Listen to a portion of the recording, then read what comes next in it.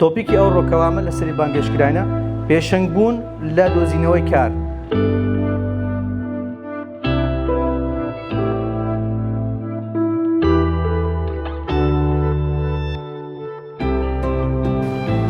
چەند سیڤیتان هەیە؟ یەک. ئەو گەورەترین خەڵەتە. ئەمن کابرایەکم هیچ پێویستم بە ئیش نییە، هیچ. 6 سیڤیم هەیە کە دەرێم 6 جۆری سیڤیم هەیە.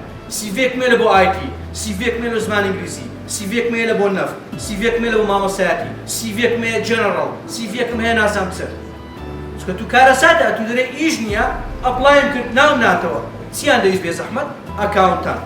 جەناب 2 ساڵ ئەکاونتن، 2 ساڵ مامۆستای ئینگلیزی بووی، 2 ساڵیش لە منەزەمەک ئۆفیسەر بووی. سیڤەکەی تو کووە؟ هەر ئەو سیڤیەیە. 2 ساڵ فلان، 2 ساڵ فلان، 2 ساڵ. کابرای HR 2 لە بۆ 5 سانیە هەیە لەسەر سیڤەکەی تو. 2 لە بۆ 5 سانیە لەسەر سیڤەکەی تو ڕادەوەستی. شتێکی بەبەر چاوکەت سەرنج ڕاکێشە خێر لە خێر دەخینتەوە، ئەگەر نا فڕێ دەدا. Make networking part of your everyday life. هەموو ڕۆژێ خەڵکی بناسە. ڕزگا دەرێ لەوانەیە پاک لە فرۆشێ لە پێش دەکەی یان ئەزبەری فرۆش. احتیمالە ئەی بناسی ئیشت بەدەستکەوی. چێ نارێت جیرانە چیان کۆمپانیای هەیە. پێی بۆ تێنێ کوڕتەیە خەریجی ئەو شتانەبی نەئەوەڵای نیتم ئەمە هەموو پاک لە فرۆشن. بەس کچەکەیە کوڕەکەی هەموو جارە پاکلەم لێ دەکڕی، هەموو جار دەرێ ماماگە ئیشەکە بوو ئەمن زۆر باشم.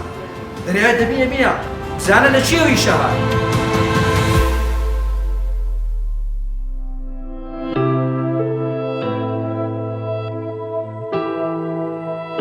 دڵنیابە توش بەیانی هەر ئیشێک کە تەقدیمی دەکەی یەکەس پریپێر بی هەندە سکیڵێ بزانی و گوتم بەرنامەکانی کۆمپیوتەر زمان خەڵک بناسی کۆمیونیکیشن سکیل.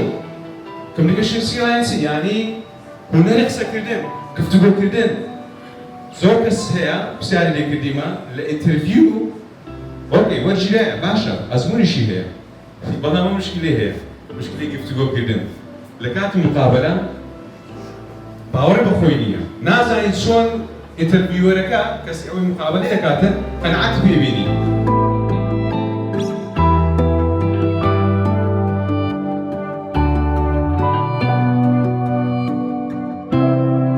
هەر یەک ئێستا جرکەکانی بۆ کۆکەمەوە احتیمالە بای 50 وەرەقەی 50 وەرەق. احتیمالە هەر یەک لە بۆ بای 10 وەرەقە جلی هەبی لەمانێ. خاستەن کچەکان مکیاج ئەوانە. ئەمە 2 تیشێرت ڕەش و تیشێرت ئەسپیمێ.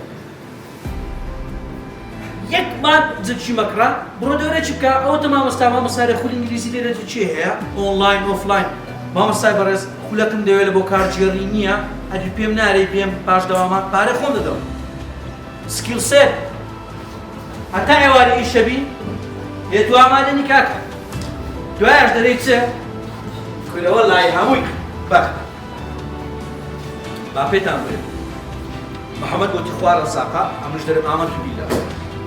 بەڵام قسە چکێ دەرێ بە بەش خۆت ڕازی بە. گەورەترین غەڵەتە قەت بەش خۆت ڕازی مەبە. Jim Rohn دەڵێت nothing will change unless you change. هیچ شتێک ناگۆڕێت. هەتاوەکو ئەتوو خۆت نەگۆڕێ.